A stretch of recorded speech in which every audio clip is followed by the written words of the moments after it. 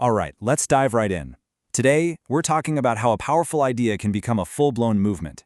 How a single story, believe it or not, launched thousands of yellow boats. We're going to explore the framework behind all that success, a blueprint really, for building things that actually matter. And it all starts with a simple four-letter word: hope. You know, every great journey, every startup, every big change, it always begins with a question, just like this one. It's that moment you're standing at the edge, looking out at the horizon, and you just wonder, do I have what it takes? Well, that question right there, that's the spark for everything we're about to get into. Okay, let's make this real. This wasn't some hypothetical problem. In a village in Zamboanga City, this was just everyday life. I want you to picture this: kids putting their school supplies in a plastic bag, holding it over their heads, and literally swimming across the sea just to get an education. It was that single, heart-stopping image that kicked this whole thing off. So that story led to the Yellow Boat of Hope, a project to get boats to these communities. But here's the kicker. Beyond just the boats, the co-founder, Jay Jaboneta, he realized he'd stumbled upon a framework, a repeatable blueprint that pretty much anyone can use to turn a small idea into massive impact. So here's our game plan. First, we'll see how this whole thing was born from a very real need. Then we'll break down each letter of HOP: harness, open, perspire, and empower. And then at the very end, we're going to turn the whole question back to you. Let's get into it. First up, a problem worth solving. See, this isn't about having a clever solution right off the bat. It's about finding a problem that genuinely gets under your skin, something you just can't look away from. And here it is, the core concept, the HOPE framework. It isn't about wishful thinking. It's not a feeling. It actually redefines hope as a practice, a set of actions. It's a guide for anyone who wants to build something meaningful, even if you're starting with almost nothing. These are the 4 pillars, and we're going to walk through each one step by step using the story of the Yellow Boat of Hope to show you exactly how they work in the real world. Think of it as a map for the journey ahead. All right, let's kick things off with H for harness. This first step is all about looking inward. Before you can change anything out there, you've got to understand the unique power you have in here. And trust me, that process is almost never a straight line. Just take a look at Jay Jaboneta's journey. It was anything but direct. His dream? To be a geologist. But then, he failed out of a computer science program and spent a year on a farm, teaching himself economics by reading old magazines.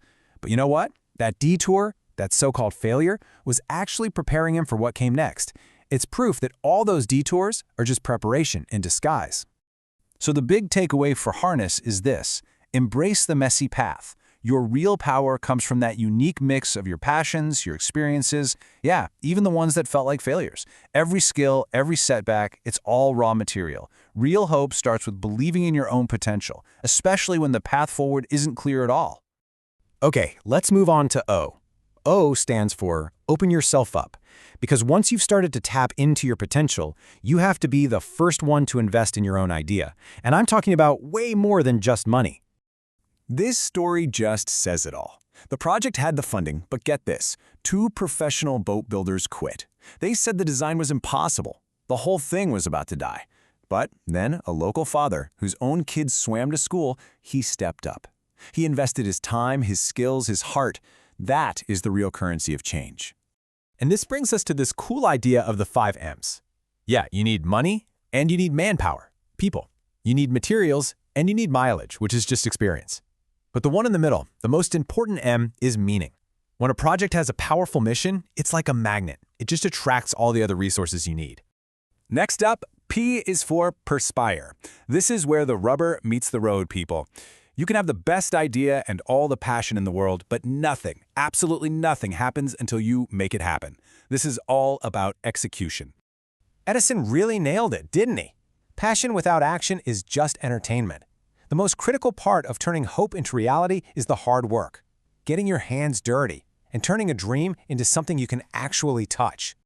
And here's the mindset you need. On the one hand, you have to think big. The vision was to help kids all across the Philippines.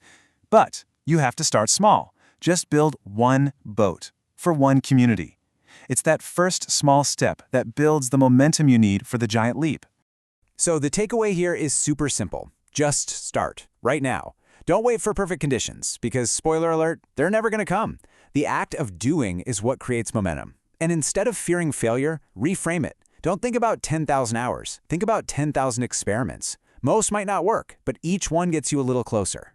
And that brings us to the final and maybe the most crucial step, E for empower. This is how you make your impact last. The goal isn't to be the hero forever. The goal is to build a movement that can thrive, even without you. Let me tell you about a guy named Wendell Alvarez. He was a community leader in a remote village.